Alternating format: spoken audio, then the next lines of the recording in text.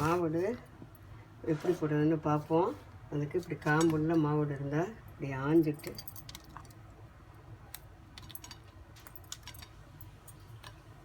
இப்படி காம்பு இல்லாமல் சின்னதாக அப்படி இருந்ததுன்னா அப்படி கிள்ளி பார்க்கணும் பால் வருதான்னு. அப்படி பால் வரும். இந்த விரலில் இருக்குத்தில பால் அது மாதிரி இதை நல்லா தண்ணியை விட்டு அலசிட்டு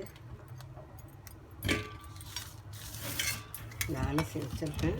இதையும் அலசி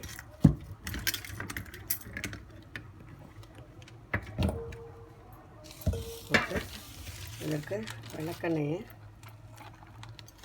கடையில் கிடைக்கும்.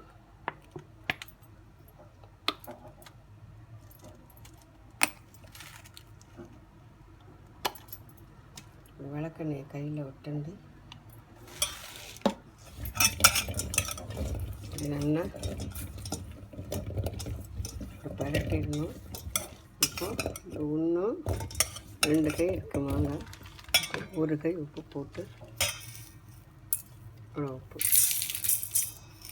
உப்பு போட்டுட்டு நல்லா இப்படி கரைச்சி குளிக்க 3 நாளைக்கு இப்படி சாயந்தரமும் காலையிலையும் இப்படி குளிக்க வைக்கணும். அதற்கு அரைச்சி விட வேண்டியதுக்கு மிளகா, கடுகு, மஞ்சள் 3 நாள் கழித்து இந்த மாதிரி அரைச்சி ஒரே தண்ணியில் கலக்கி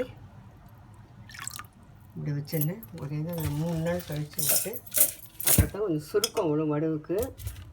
விட்டால் இது இப்படி விட்டுறலாம். இதை விட்டு அந்த மாங்காய் முழுக முடிய இருக்கணும்.